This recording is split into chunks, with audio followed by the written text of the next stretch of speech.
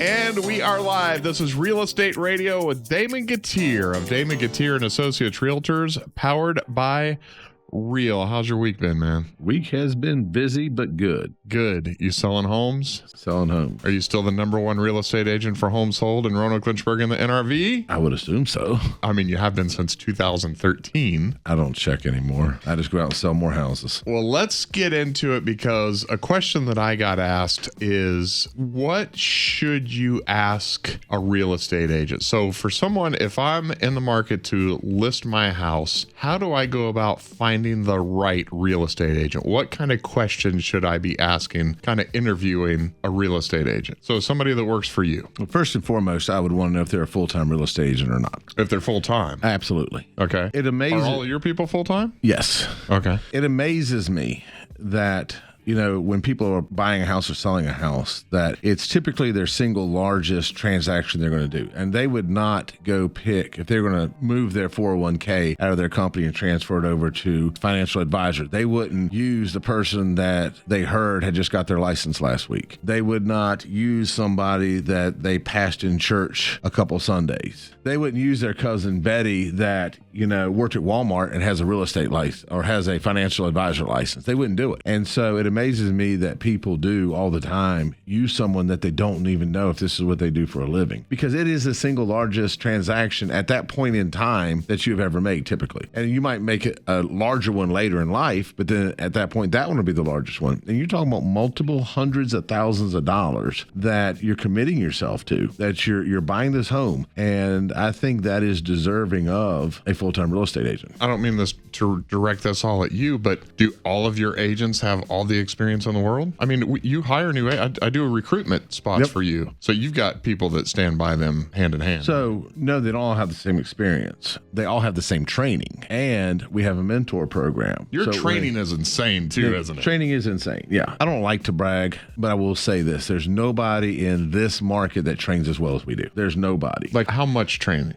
Is that proprietary information? That's not proprietary. I mean, like we train every week forever. Number one, we train every week forever. Like every single Tuesday we train forever. And typically we train on contracts every Thursday forever. Like it doesn't stop. Outside of that, we have a training program that takes an agent from 8 o'clock in the morning to 5 o'clock in the evening every hour for 3 months and tells them what to do every single hour of the day for 3 months. Oh, wow. And it's all skill building. And they write practice contracts. They go view homes, vacant homes. They go view homes that are occupied. And we train them. I mean, we train them down to the minutia of, like, every home they visit, they have to take a picture of the HVAC and the electrical panel and the roof and the foundation, thermostat. We want them to start looking for cues of things that might be wrong with the house, so that when they are showing a house or previewing a house for a client, that they start looking for what could be major issues in the house. Why put a contract on a house that has major issues if your realtor can identify them beforehand and say, hey, look, this roof is shot. Do you want to proceed or not? You know, or this roof appears to be shot,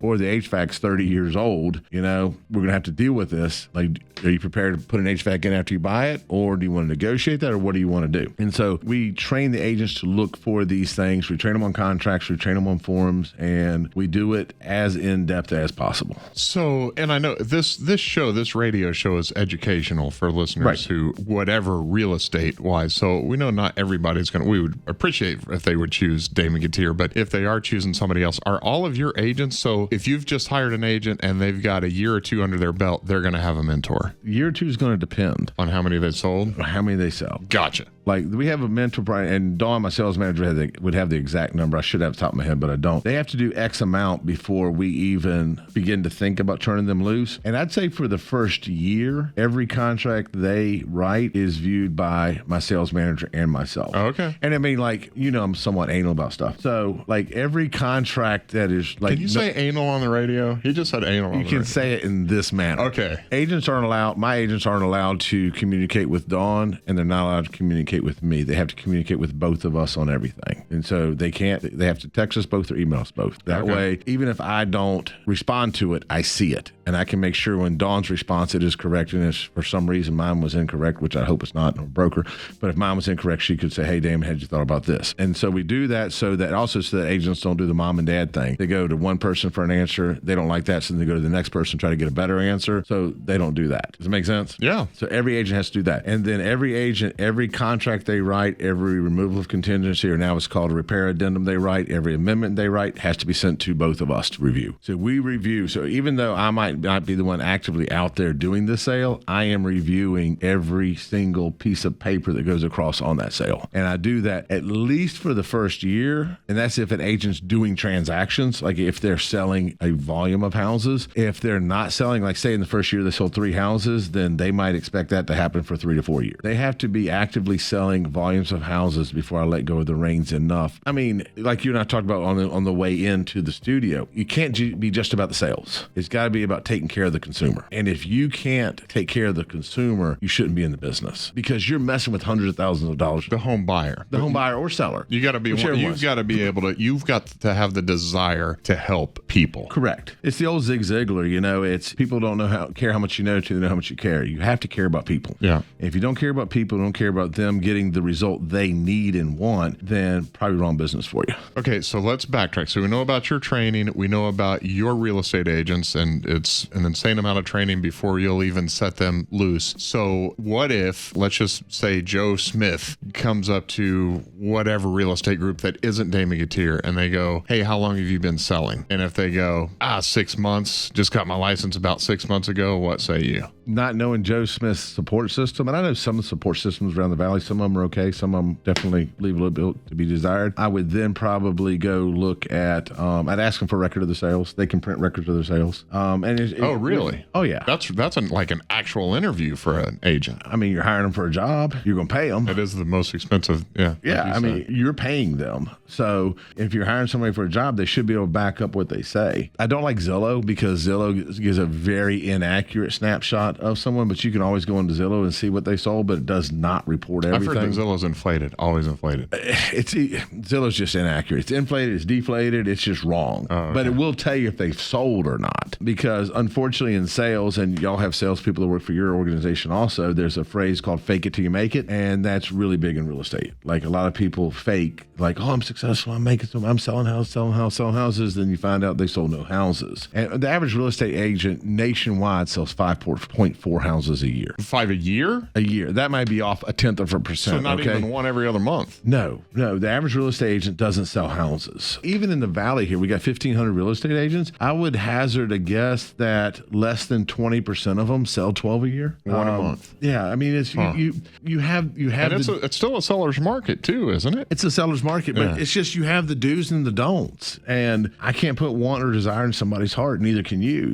If they want to do it, they can do it. If they don't want to do it, they don't do it. But going back to the question, another analogy would be, if you're going to have open heart surgery, do you want the guy that graduated last week? Right. They still call him doctor. No, I want the guy who's done 1,000 heart surgeries. He's still a doctor. Yeah. Like he's got a license. No, I got it. He just passed the test. Yeah. He's still a doctor. They call him surgeon. Okay. His little name badge might be shiny, but it says surgeon. Do you want him or do you want the guy that's done 1,000? Yeah. And that's the difference is you're hiring someone to represent you in your best interest and to guide you through a process that is ever changing. Like when I say it's ever changing, you and I have a mutual friend that, they say, they're trying to learn everything. They want to make sure they get it right. They know everything before they start. You're never going to know everything. Yeah. Because as soon as you think you know everything, they're going to change it. And who's they? I don't know. It's the government. It's Zillow. It's the MLS. It's NAR. It's federal guideline. I mean, it's like everybody changes the rules. Which actually kind of keeps it exciting in a way, doesn't it? I like the transaction side of the business because it's ever changing and it keeps you on your toes. But it's always changing. You're never going to know everything because as soon as you think you do, they'll change something tonight, overnight, and then tomorrow the rules are different. Yeah. So, okay. So that's one question. So if I'm interviewing my listing agent, I go, what's your experience, what else should I be asking them? I mean, just specifics about the home, or should I interview them more? When you're hiring someone, it's never about the home, it's about them. The home's going to be, it's stagnant. It's going to be there. Okay. So it's going to depend. Do you want a buyer's agent or a listing agent? Which job are you hiring for? Oh, gotcha. And because if you're looking for a listing agent, you want someone, when are you going to start marketing the house? But most people have to sell their home before they buy it. Oh, I guess there's first-time home buyers. A ton of first-time home buyers. There's a ton of second home buyers. And there's a ton of people. I mean, there's just a ton of people that don't have to sell to buy. Let's go to those things. If you're going to list a house, okay, one, I'd find out when they started marketing for your home. And most people start marketing to sell a home, like your house. If I'm going to start marketing to sell your house, most people, I list it, I go take pictures, I do all that stuff, and then I put it on the market and I start advertising your house the day it hits the MLS. Whereas when people like myself, and you know this because we worked together a long time, I've got a database of 95,000 people. I actually did the math on it last week, and that database has cost me somewhere between, like, literal expense, somewhere between $2.5 and $3 million to acquire that database, to build that database over the last 22 years. And so on that database, when I list your house, I send it to my database day one. First. And it's first. Yeah. Like, I want first crack. Like, I've talked about that on the radio, that sometimes you sell the home before it even gets listed. We sold one last week before it ever hit the market. Now, sometimes sellers don't understand that because, like, you didn't do anything. You're like, no, I've been working for you for 20 years. You know, I've been building that database for you for 20 years. That's so that, and on a seller, typically I can get you a better offer before it hits the market than after. Because after the price is there, it didn't sell in one day. Everybody's okay, maybe it's not worth that. It's been maybe sitting for 35 days. There must be something wrong. Right. Yeah. You know, and so I'll offer a little less, see if I get anything before it hits the market. That buyer doesn't want it to hit the market. So they'll usually, not always, but usually give me a better offer to keep me from testing it on the market. Yeah. Okay. And so, because you got a chance to lose it. Right. You have a chance to lose it. I don't want to lose it. I want to make all my plans. I want to be in that house. And so we've sold, I was wrong. We sold 2 in the last week before they ever hit the market. Wow. And that's because the minute we list it, we expose it to our database. That being said, some people say, well, you didn't sell it. Just because they're in my database, unfortunately, doesn't mean they're my clients. You know, I got 95,000. If you look at just Roanoke City, Roanoke County is 200,000 people. Okay. So I have a lot of the market in my database, and some of them are my clients, some of them aren't, but they're all looking. And so when they get it, a lot of times their agent will say, hey, you just sent this to my client. Can we take a look at it? Or can we?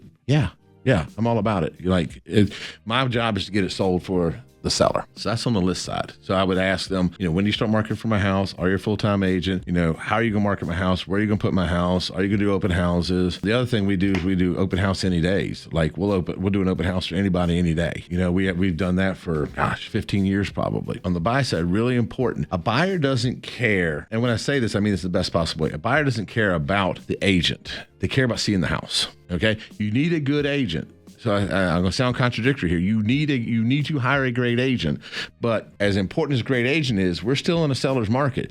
You need access to that house when you can, as soon as you can. And an agent I'm busy, I'm on vacation, I'm on a listing appointment, I'm out of town, you know, I'm at church, I'm at a school function. When that house comes on the market, you will lose a large portion of those houses if you can't get in them right off the bat. Yeah. And so you need an agent that's there and ready. You need agents that's there, or agent has systems. And so that's where we have really put a lot of effort into making sure we have both. So full-time agent, first and foremost. On top of that, we have a team. And on our team, we have showing partners. And so if my agent's not available, a showing partner is. So on my team, there should never be a situation where you need to see a house and you can't. Because if the agent that you hired cannot, then we have showing partners, other licensed agents, other trained licensed agents. Heck, one of them, her sole job, Deb, she's like the bomb. She's got 29 years of experience as a real estate agent, and she's just 70 years old. It's not the grind she wants to do anymore. She loves showing houses, loves it. That's her full-time gig for me. She shows houses. Passion. Oh, yeah. I love it. And she's got a passion for helping people. She loves people. And that's her full-time job. That's what she does. Like, full-time for us, she shows houses. And so it's twofold. You want a full-time agent? Even if they're full-time, doesn't mean they don't have a life, doesn't mean they don't have other things, doesn't mean they don't have other clients, doesn't mean they don't have a listing appointment, showing appointment, anything like that. Doesn't matter. We have backup systems in place to make sure. And so if you're going to hire an agent, the worst thing you could ever do would be to hire an agent. You're locked down with that agent, and then the perfect house comes on the market and you can't see it. Yeah. Agents MIA, can't find them. Let's. I'm really interested in especially the marketing part. We've talked about the listing agent, the buyer's agent, how to interview for the right agent. I want to get a little bit more into the marketing, but let's take a break real quick and we'll get back with that. You want to reach out to Damon Gettier of Damon Gettier and Associates Realtors. Here's how you find the number. Go to listwithdamon.com. That's listwithdamon.com.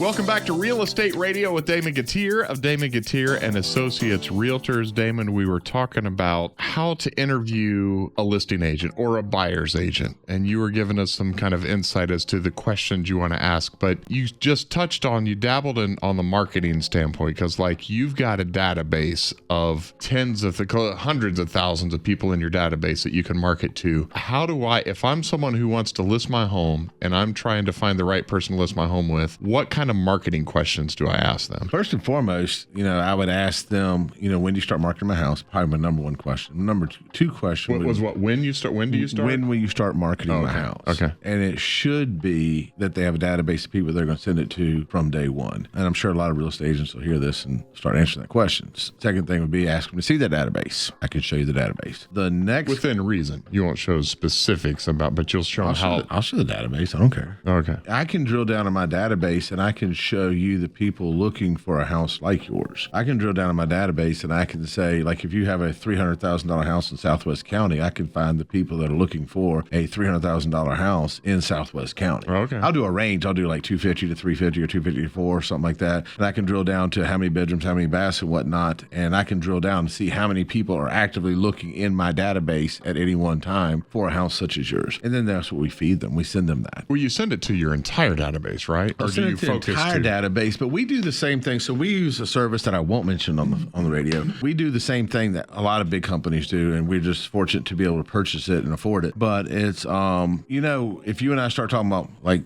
your phone's in front of you, mine's in front of me, let's just talk about mattresses, like getting a new mattress. And I get served the ad. Yeah, like you're going to hate me right now. Like mattresses, and all of a sudden you start getting on the mattress ad. We do the same thing. We purchase the data layers, okay? And so, even if someone isn't necessarily in my database, I still purchase the data layers, and I'll serve them ads on social media. If someone, like if you have your phone, and some of the things we know, if you have your phone with you and you walk into Lowe's or Home Depot, there's like an 88% chance you're a homeowner, probably because tenants don't usually fix up homes. Right. All right. Yeah. And so it's like 88% propensity that you will be a homeowner if you walk into Lowe's or Home Depot. And if you walk into Lowe's or Home Depot, there's an odd, and I don't know what it's somewhere in the 30% chance that you're either looking to buy a home or looking to sell a home. Okay. Same thing if you walk into furniture stores. Although furniture stores is typically that you just purchase or are getting ready to purchase. And so we purchase those data layers and we serve those people ads on social media. So whether it's on, X, whether it's on Instagram, YouTube, Facebook, we will serve ads on social media for those also. And so we are daily proactively looking for the next buyer, even though we don't even have the inventory to sell them yet. Does that make sense? Yeah. And so we've done that for probably 9 years now. We've been doing that. And it's, you're fishing for fish that aren't there yet. And we do that in hopes of getting our sellers. We do 2 reasons. One, we want to get our sellers buyers for their properties off market if possible. The other thing is we want to get buyers so that they have inventory that they don't have to compete against. And right. I can match 2 up and it's a win-win, because buyers don't like writing 5 offers to get 1 house, and sellers don't like 55 buyers coming through their house, traipsing it up, being inconvenienced for weeks on time, leaving their house when it's dinner time, when the kids are trying to do homework and whatnot. So if I can match up an off-market buyer with an off-market seller, it's a marriage made. The other kind of marketing I know you do, for one, is radio. You spend a lot of money on radio to make sure that you're getting homes to sell. Correct. Yeah, we spend a large amount on radio. Yeah. I'll leave it there. We spend a large amount on radio, and we have for, it's funny because we were talking the other day and you said something about 12, 15 years. And I'm like, yeah, I haven't been that long. Then I was like, holy crap, it's been that long. Yeah. Like, it's 2025, and it's been at least 15 years that we've been marketing on radio and telling our story on radio. And building that database. Building the database. So you do digital advertising, you do radio advertising, you do database advertising. Mm-hmm. What other, should I be asking about other other means of marketing to the agent that I'm interviewing? I mean, are there specific things that I should be asking going, but what about this? Do you do this or do you do that? Or are those the main three? Those are the main ones. Postcard advertising can still be effective, but it's expensive. It's expensive. It's so delayed. If I depended on postcards to get a house sold, by the time I get the photography done, get it formatted, get it printed, get it in the mail with our mail now going through Greensboro, get it out, the house is already sold. So I'm really mailing you a history lesson like, congratulations, thank you for telling me about this house that is already sold. And so we try to spend the most amount of money in instantaneous exposure, getting it to the right person at the right time so that they can view it. Something that I like so if you don't sell the home to your database right off the bat, if it doesn't sell immediately, when you do market it, I mean, when I'm on Instagram, I'll go through, I love seeing your listings on there going, this house is for this amount and there's a significant amount of them. That's kind of fun to go through and see. I just go through because I'm nosy and I want to see what the houses look like. Well, I think everybody's nosy. I mean, there's a reason there's real estate shows, on HGTV about real estate is because it does interest a lot of people. And it's one of those things of, like in our studio right now, in your studio right now, we're recording this. I have my videographer in here also. So Christina, say hi. Shout out. Hi. That's Christina with the K. So, I tell people all the time, I am a marketing company that has a real estate license, and I built the company so that we are a marketing focused company that sells real estate. That doesn't mean that we don't take care of the client, because that is my number one focus. But the number one way to do that is to market to them, is to inform them. The reason we do the show, do we help you sell houses? Yes, we want to list houses, we want to sell houses, but we can do that better with an informed public, with an informed consumer than we can with a consumer that does not know. And there's no other way for a consumer to know if someone doesn't tell them. And so that's what we try to do. And we do a lot on YouTube now. We do it on X. We're on Instagram. We're on Facebook, LinkedIn.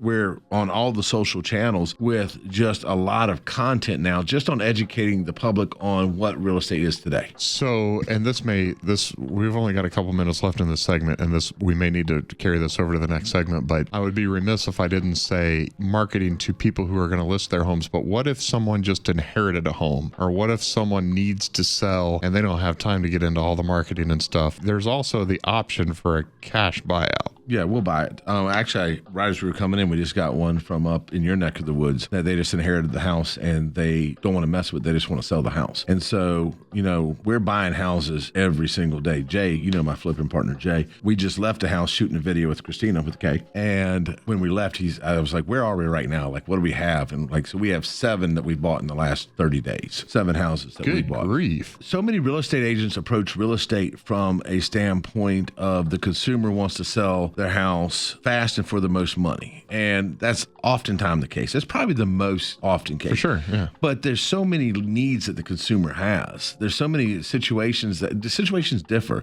Some people inherit a house, they don't live here. They need it handled and gone. They don't want to clean it out. They don't want to fix it up. They don't want to do any of that. They don't want to paint it. They could get more money if they do all that, but they don't want to do they don't have the time or the energy or the money to do it. And so the solution is just find somebody like myself that's going to purchase the house and fix it up, and then we're going to resell it. And it's good for everybody. The person that has the house, that issue is resolved for them, they can move on. The neighborhood, someone bought it who can afford to fix it and bring it back to its glory, which we do. And then you have a homeowner that gets to purchase the house that is in a good neighborhood, established neighborhood, it has good bones because it's a good old house and it's been remodeled for them. And so it's like a win, win, win, win. Yeah. It's a win for everybody. And so we do that all the time. Yeah, and I want to get back to that. Let's wrap up the segment real quick, and let's get back with, I want to know if there's a specific price range that you're looking for to buy. Okay. And I don't know if it's open to all homes or whatever, but let's get back into that here in just a minute. If you want to reach out to Damon Gettier and his crew, you can go to listwithdamon.com. That's listwithdamon.com.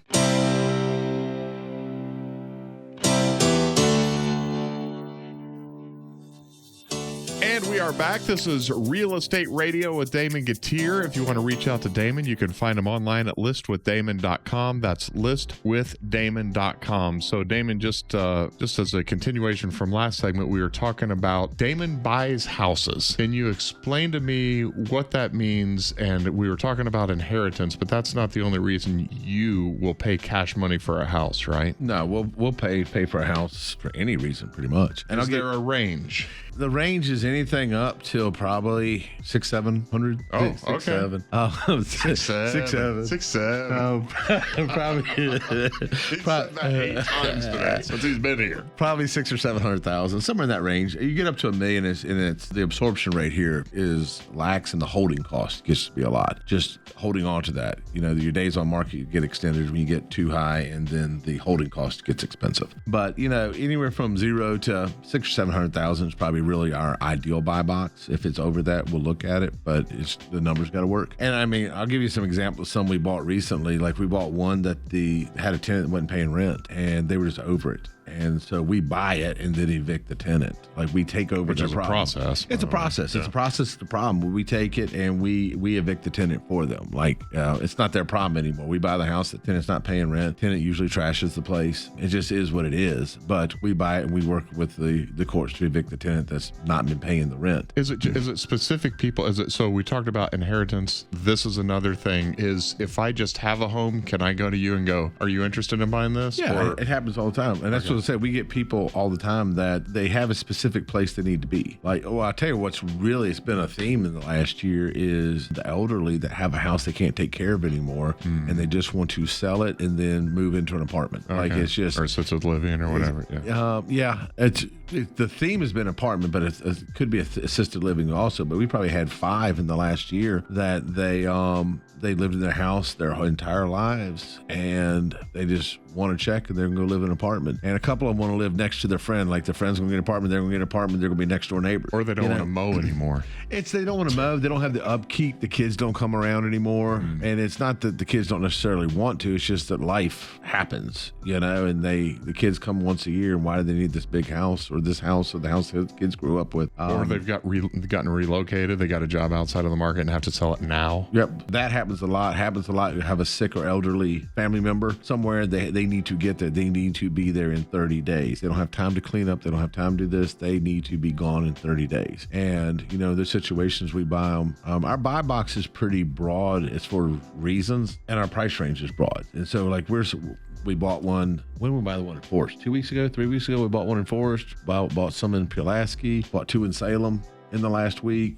Bought a couple in Roanoke City in the last month. I mean, as long as the numbers make sense, we're buying. Let's talk about that, because real talk here, managing expectations. So you can list your home and it can be on the market for however long. If you don't sell it to your database, it can sit for a while and maybe not sell. Or if you make a cash offer, it's going to be lower than what you're going to list it for, is it not? Correct. Okay, because you've got to make money. We're going to buy it. We're going to fix it. I was going to pull up an example last night. One came in last night from a gentleman who going through divorce, and he said his house is worth $230, and he said an acceptable price would be $240. I don't know how that math works. Yeah. I really I want that deal too. Yeah. If it's worth $230 and you want me to pay $240, that's not going to work. Because typically you're going to put a lot of money into it. You're going to put work into it, right? Before you relist it or rent it or whatever. And you and I have talked about this. It seems like I can't touch a house now for less than $50,000 to fix up. By the time you paint it, update the bedrooms, update the bathrooms, roof if it needs a roof, HVAC systems, all that. It seems to be you're going to be right at $50,000 to do anything now. But labor's far more expensive than it used to be. The trades are getting expensive. But yeah, we're not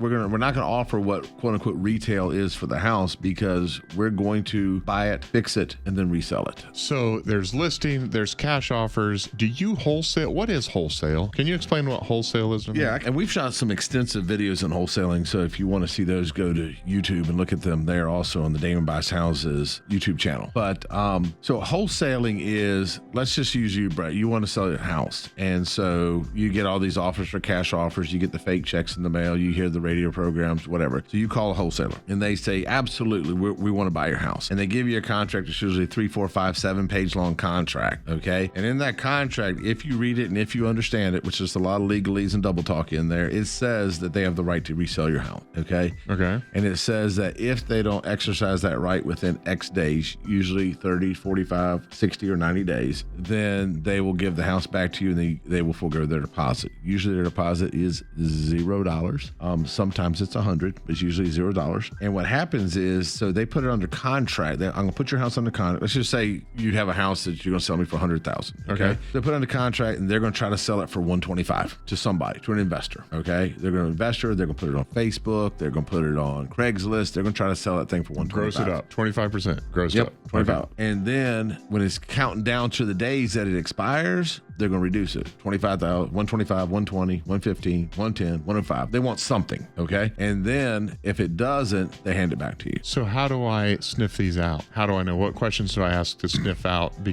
And should I ask for money up front? Yeah, you should get an earnest money deposit. The biggest thing is, and I'm going to say a telltale sign is the length of the contract, but then those people are going to listen to this contract and shorten their contract. The biggest thing is you need to ask them a pointed question. Are you closing on this house? Are you closing on this house? Oh, they're just the go-between. They're just All they're trying going to do to get is sell the somebody else. paper.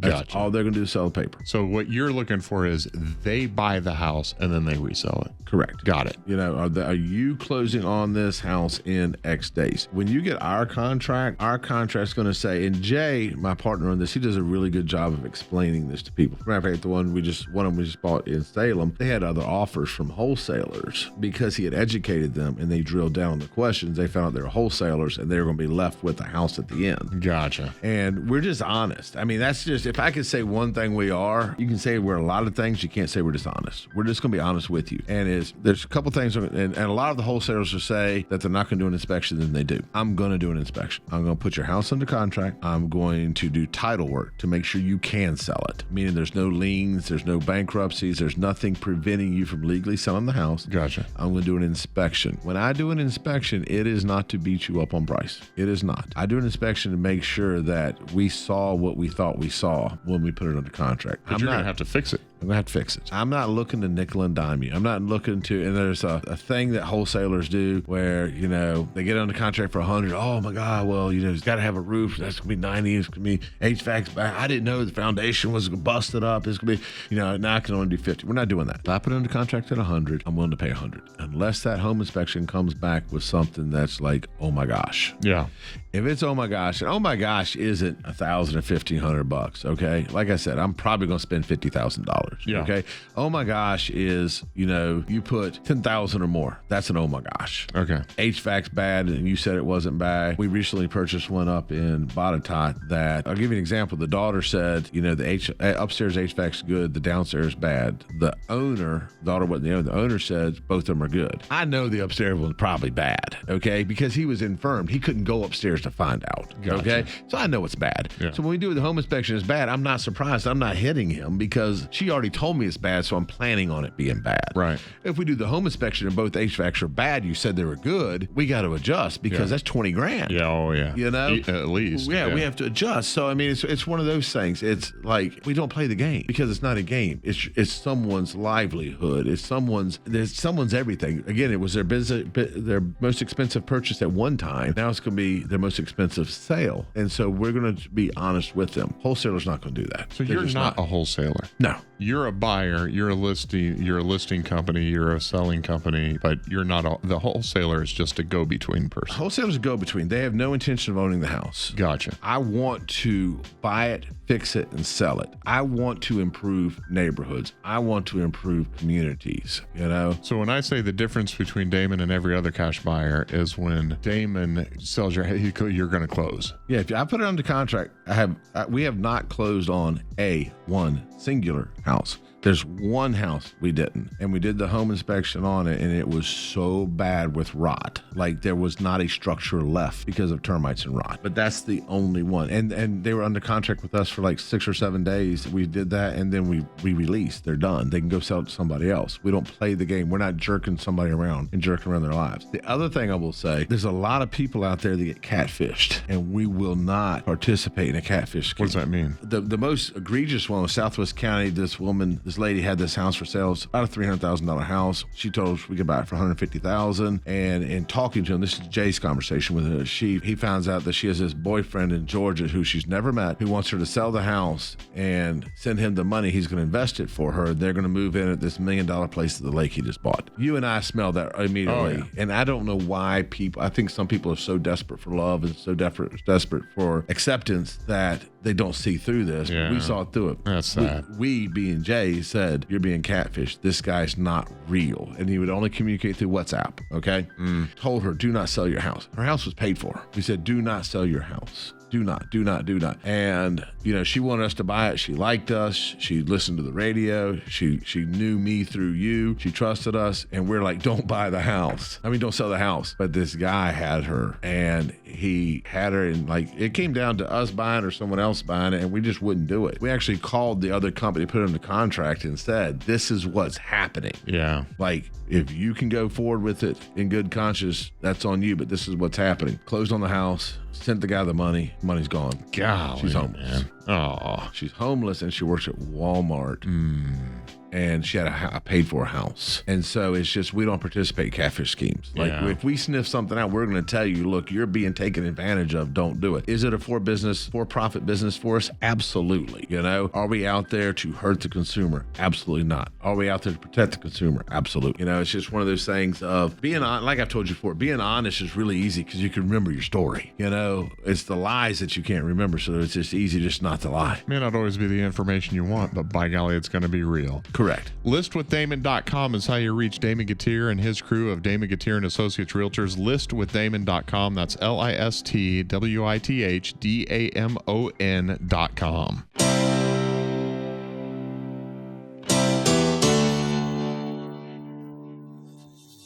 And welcome back to Real Estate Radio with Damon Gettier. If you want to reach out to Damon, you can find him online at listwithdamon.com. What are the other things you do? You've got a YouTube channel. What's it called? DamonGettier.com. Damon buys houses. Damon buys houses. Damon buys houses. Yeah. Okay. What else? Is that it? YouTube, Facebook, Instagram, LinkedIn, TikTok. Okay. You can find him. And X. Google Damon. That's Google Damon Gettier. And it's, by the way, it's Gettier. Like, get here and get my home sold, homie. So, listener questions. We've gotten some emails. You up for it? I'm up for it. Mike asks, how would you, Damon Gettier, market my home? What tools do you use? I think we've already pretty much answered all that. We pretty much answered that one. Let's go to Cheryl. Cheryl asks, how often should I expect to be contacted with updates from my agent? That's a good question. It's a good question. Now, I've never told you this, and I never told Dick this, but we used to be on Dick's station also, and we had his condo listed at the lake, and it was when the market was dead. Remember when it was the average days on market was like a year and a half? Oh, yeah. And so I require my listing agents to contact every seller every Monday. And the only exception to that would be if the holiday's on a Monday. And so we communicate with every seller every Monday, no matter what. Really? Yeah. And it's, if you're on the real estate side of things, if you're on the real estate agent side of things, you're like, well, the thought process typically for a real estate agent is, well, let's pretend like it's you, Brett. Well, Brett knows nobody went to his house because nobody left cars, nobody opened the lockbox, so he knows, so I don't need to call him. Like, nobody looked at your house. But you do want to know. You do want to know the agent's still there, the agent's still working for you. Right. And so way back when, it's probably been 10 years ago, we had Dick's condo. And then Dick and I were talking, and he's like, one of the things I loved about y'all is even when I knew nobody had looked at the condo, I appreciated the fact y'all told me nobody called to look at the condo because I knew you were still there. Yeah. So it's one of those things that just stuck with me. So I should tell Dick thank you because it's one of the things that stuck with us. And we still do it to this day. Like my agents, my listing agents call my sellers every single Monday and give them an update, the good, bad, the ugly. This is what happened. This is what didn't happen. We're still here. Do you have any questions? We go over pricing. If a house is on the market and it's not being shown, it's either a presentation problem or a pricing problem. And so we just go over that, and our goal is to get your house sold. So, and just for expectation purposes, you're the face of the business, but you've got people working with you. You've got your hands in everything. You've got your thumb on everything. Yes. But should people people expect to talk to you directly? No, hopefully not. There's usually a problem. Okay.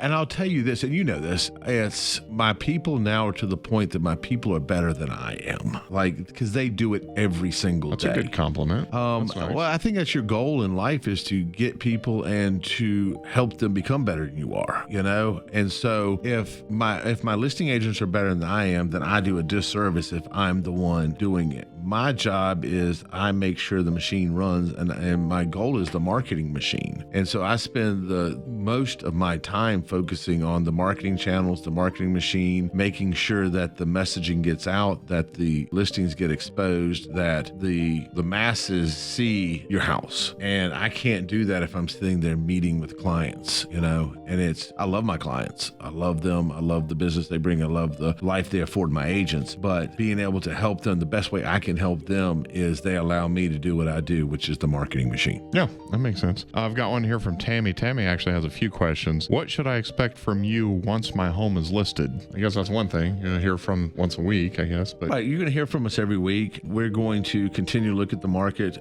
Market's ever evolving, and so we're going to let you know what the market's doing, what pricing's doing, what neighboring homes are doing. We're going to update your marketing. A couple of things we do, which it really annoys other agents, and if they're listening, I'm sorry, and I represent my sellers, not you, is, you know, about every Thursday, it's every Thursday, every other Thursday, we change the front photo of a house. And a lot of times what we do is $25 price reductions. Why do we do $25 price reductions every week? If my seller allows us, and I encourage you to allow us, is because it throws it on the hot sheet every week. And so what initially happens is, just to keep it in front of people. Keep it in front. And like, if Brett, when you hit the market, and it was more important when there were more houses on the market than it is today, but it's still important because if it's sitting, it's sitting. If you list your house for, you know, let's just say $300,000, and, you know, when a new person comes on, let's say Christina with the K, is looking for houses, she looks at all the houses in the market. So she looks at right now maybe 30 houses, and she's very picky now because it's the beginning. And in the beginning, people are pickier than they are several weeks down the road. And in the beginning, they want 10 out of 10. Like, I have a list of 10 things, I want 10 things. So they look at all the houses, and none of them meets 10 things. So now they're looking at new stuff coming on the market. They're not looking at stuff that's already on the market. Yeah. So after a couple of weeks, her list of 10, she's like, well, maybe I'll do 7 out of 10. Okay. Well, she's not looking at those houses she excluded. My job is to get the house back in front of them. Yeah. Again, I'm a marketing machine. So how do I get it back in front of them? $25 price reductions, I can get it back in front of her. But if I do a $25 price reduction and the house looks the same and she has any memory at all, she's like, already saw that one, not interested. I need her to see a different house. So our photographer, we make sure they do multiple different views of the front of the house. So every Thursday we do a $25 price reduction. We change the front view of the house. So she's like, I didn't see this one before. It's price reduced. Let me take a look at it. All of a sudden now her 10 out of 10 is down to 7 out of 10, and now she wants to see the house. Smart, dude. That's really smart. She says, how long can I expect the selling process to take? That's an open-ended question. That's an open-ended question. To give a very open-ended answer, it would be until a buyer and a bank agree that it is at the appropriate price. So, and it amazes me, like, we don't like showing people houses that they can't afford. And NAR, whatever, says you don't have to show them. Like, if you're approved for 400,000, I don't have to show you 5s. Okay. But let's just say your house is 5, but it's worth 4. Inventory, I mean, the market's going to reject your house. The market says, and it's funny, and I think I've said this before on this program, a lot of sellers don't really know what their house is worth because they love it. They're enamored with it, but every buyer knows what it's worth. Yeah. I mean, it's amazing. Like, a buyer knows what it's worth pretty much down to the penny. Yeah. A seller doesn't know for some reason, but a buyer's like, no, it's not worth 500. It's worth 374, 979, 29. Yeah. You know, they know. And so, but isn't it true that the people who are going to sell their home are much more proud of their home than what they are, and they have what you cannot charge for, which is love. Yeah. Like, their children were born there. Yeah. And like that avocado green countertop, that's the same one that I put in. Like, it's the same one everybody hates. Yeah. You know, but great grandma left that in there for us, and correct. You know, and it's like, you're like, it's added value. Like, no, it's detracting from the value.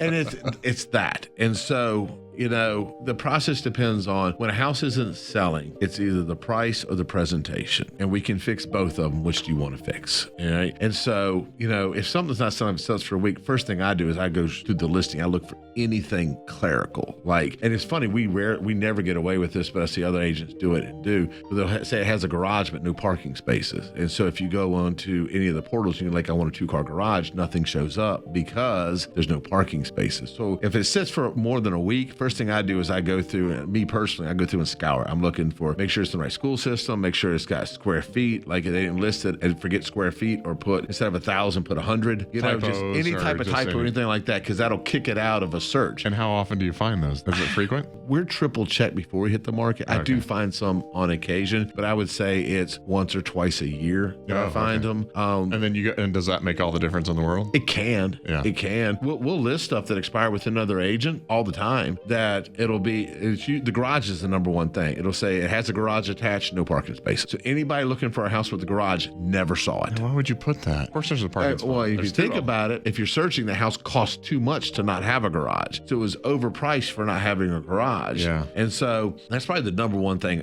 I see is that or messing up square footage or not putting bedrooms on there. They just accidentally forget to put the bedroom or hit one bedroom and it's 4 bedrooms. So anybody searching, nobody's paying $400,000 for 1 bedroom house. Yeah, Roanoke. Not in Roanoke. Maybe in California, New York, Boston, not here. Gosh, I wouldn't think about typos being that important, but they're important. It is. So I go through and look for those things. Okay. So if the presentation's right in the MLS, I'll look at the pictures, make sure the pictures are appropriate. Pictures are good. Then the only thing we're left is price. Gotcha. And one more from Tammy. It says, hey, Damon, are there any upcoming changes to the local market that will affect my sale? I'm assuming they're talking about like interest rate or what? The housing market itself? To the local market. Interest rates are, who knows what the Fed's doing? I don't think the Feds know what they're doing interest rates. So don't buy on interest rate. If you look at the local market, what's happening, only if there's any major like big companies moving to town, and there's some rumblings of stuff happening, whatnot. I heard there's a casino maybe coming to town. Lord knows.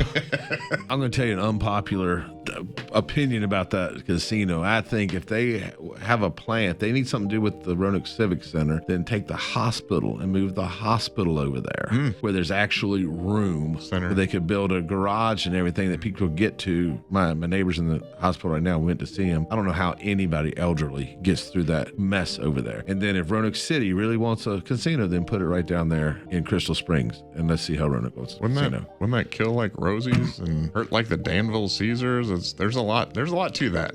You know what? We don't want to get into the politics of what's happening downtown. Yeah, we'll stay away from that. We'll stay with politics. So basically, if there are any upcoming changes to the local market, I'm sure your agents would know what those are and will disclose those to whoever it is that wants to sell their home. They are, because we discuss those every week. We have a sales meeting every Tuesday, and we go over, what's happening in the local market. We have a lender in there talking about what's going on, the mortgage rates and everything. We have an insurance agent in there talking about what's going on in the insurance world. And so we have every single week we meet with we touch the different industries that touch us to make sure that we keep a pulse on what's going on. I used to be invited to go to those meetings sometimes. I've been in those meetings on Tuesdays sometimes. It's cool. I learn a lot in those meetings. And it's a brainstorming session, isn't it? It is. It's really cool. Yep. Well, here's the deal. So just recapping, if you want to list your home with Damon, get a hold of listwithdamon.com. You want Damon to make you a cash offer? Go to listwithdamon.com. You want to know what to ask and what the market conditions are? Go to listwithdamon.com. Did I leave anything out? If you want a career in real estate, go to listwithdamon.com. Oh, that's right. Damon is hiring. By the way, if you want to make big money, we're talking, you can make 6 figures. It depends on what you put into it, right? If you don't make 6 figures, you're not good. Okay. Let's just put it there. You're bad. You're bad if you don't make Not to say you're bad. You're just not good. Okay.